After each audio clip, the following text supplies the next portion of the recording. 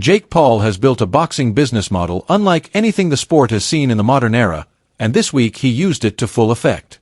With an exhibition against Gervonta "Tank" Davis on the horizon, a crossover spectacle that blends mainstream celebrity with a bona fide pound-for-pound attraction, Paul managed to dominate the pre-fight conversation without throwing a single punch. He did it the way he often does, by making the money the message. The YouTuber-turned-boxer arrived at a joint media event wearing a watch that stopped cameras as surely as a flash knockdown.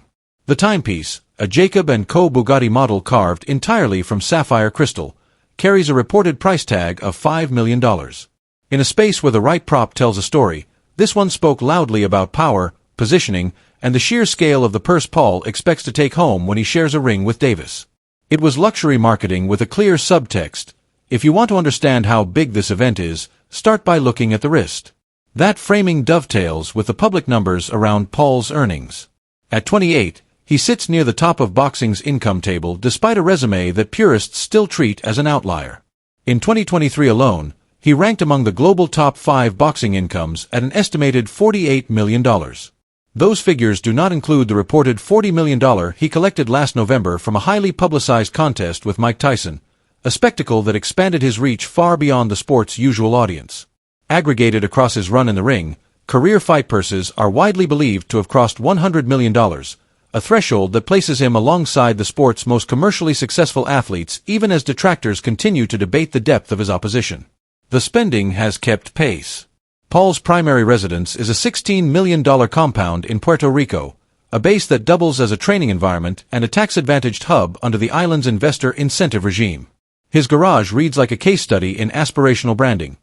Matching yellow Ferraris anchored to social media narratives about speed and success, plus a rotating cast of other exotic builds that fuel Instagram content in the gaps between camps. Watches are another thread in the personal mythology.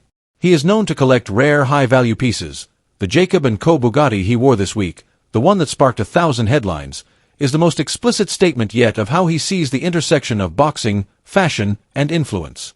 The watch itself is less accessory than engineering. Jacob & Co.'s Bugatti line famously includes a miniature engine animation inside the case. In the sapphire crystal execution, the entire mechanism sits exposed within a monoblock body carved from a single, painstakingly polished block of crystal. In the rarefied world of haute horlogerie, these are museum pieces sold to a handful of clients able to wire 7-figure sums on demand. On Paul's wrist at a fight press event, the watch did exactly what it was designed to do: reset the scale of the conversation and burnish the image of a headliner who has turned boxing promotion into lifestyle theater. If there was any doubt about the numbers behind the theater, Paul cleared them up later during a live stream with Aiden Ross, another star of the attention economy. Ross floated a speculative range for the Davis exhibition purse, between $50 million and $100 million for each fighter, and asked Paul to calibrate. "You're closer on the first number," Paul said, adding a riff that signaled realistic expectations as well as the event scale. "People are like, $200 million. But boxing is not like that anymore. But, still, it's a lot of money. It's NFL quarterback money." It was a line built for aggregation. In an instant, headlines could pair Jake Paul purse with NFL quarterback salary, and the internet did the rest. To understand how a fighter who began his combat sports career on YouTube now speaks in the salary dialect of franchise quarterbacks, you have to trace the contours of boxing's new economy. Paul's rise coincided with, and helped catalyze, the crossover era, events that pair social media megastars with professional fighters or with each other, broadcast via pay-per-view streaming to global audiences who consume content in clips as readily as in full-length shows. The audience is younger, geographically diffuse, and less wedded to sanctioning body belts than to spectacle. Purists castigate that shift. Broadcasters and sponsors know exactly what it means: new markets, reliable conversion, and earned media that traditional fight weeks rarely produce. Paul's most valuable promotions has been central to that pivot. The company co-promotes his fights and has built meaningful lanes for other fighters, most notably Amanda Serrano, whose profile has risen in step with this new, more expansive boxing marketplace. Partnerships with streaming platforms and brands have given MVP the leverage to package undercards with a blend of influencer bouts and legitimate world-class fights, a curation strategy designed to serve multiple audiences on the same night. Combined with Paul's personal reach, tens of millions across platforms, the result is a product that delivers both cash sales and metric-friendly engagement, two currencies that now have equal weight in the sports business. All of that context helps explain why a $5 million watch is not just a watch. It's a signal to stakeholders. It tells regulators, broadcasters, sponsors, and fans that the event with Gervonta Davis will live at the highest rung of the market, with purses to match. It shifts attention from questions about sanctioning to a conversation about scale, a deliberate move given the unusual construction of the fight itself. This is, by design, an exhibition, an unsanctioned bout against a ranked professional that will not count on either man's official record. That framing matters to athletic commissions and to the integrity of title rankings. It matters far less to the casual fans who will buy this for entertainment, or to the brands that want to tap into the cultural moment a Paul Davis card guarantees. The matchup has a compelling logic. Gervonta "Tank" Davis is one of boxing's most electric draws, a multi-division world champion with knockout power that sells itself in clips. He is smaller than Paul by multiple weight classes, which is why any exhibition between the two will likely be governed by bespoke rules that limit risk, glove size, round length, referee discretion, and explicit guidance for pacing. Those constraints protect both fighters while preserving the spectacle. They also allow both men to earn without destabilizing the divisional hierarchies that sanctioning bodies spend so much time and political capital maintaining. The result is an event that exists at an intersection. For purists, it's a sideshow. For the market, it's a premium commodity. Paul's take about NFL quarterback money is not hyperbole when you map it against current salary structures. The top of the quarterback market has crossed $50 million annually in average value, with guarantees layered across multi-year deals. A single-night fight purse in that range hints at pay-per-view projections in the high hundreds of thousands if not north of 1 million buys, a gate that maximizes arena revenue, and brand partnerships layered throughout the broadcast and social content ecosystem. It assumes international distribution and a pricing strategy calibrated to global affordability. It also assumes a level of outside-the-ring heat that few combat sports figures can generate. Paul can. Davis can. Together, they give promoters a rare commodity, a fight that sells long before the opening bell.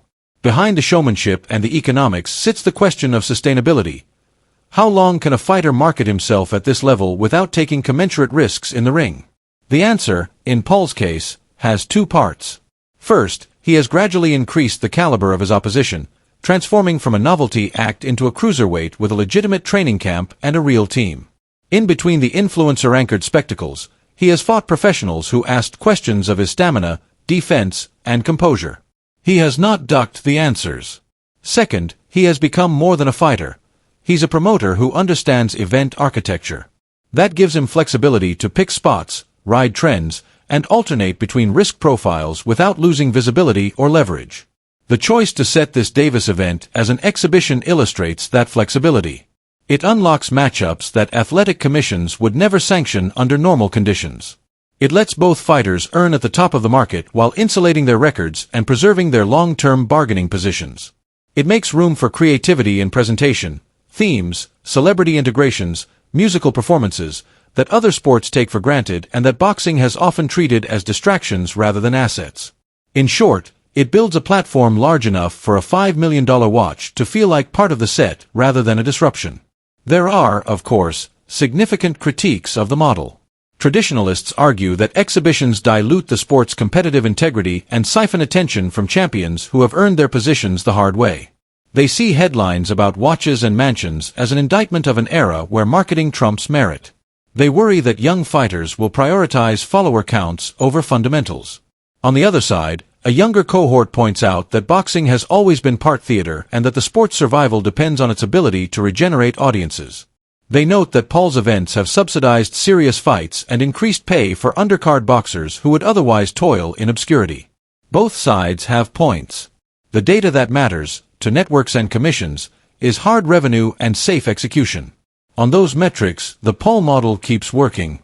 Puerto Rico's place in the narrative is worth noting. Paul's $16 million compound on the island is more than a home base. It's a statement of intent. The move places him within a tax regime that rewards investment and relocations. It puts him near a deep talent pool. Puerto Rican boxing remains one of the sport's great traditions, and near facilities that can be configured to his exact training needs. It gives his content a distinctive look, a setting that stands apart from the usual Las Vegas sprawl or Southern California gym circuit. In a media game where consistency and novelty both matter, the island has become part of the brand. The car collection functions similarly. Matching yellow Ferraris are not just cars. They are color, speed, the sound of engines overlaid on reels and stories.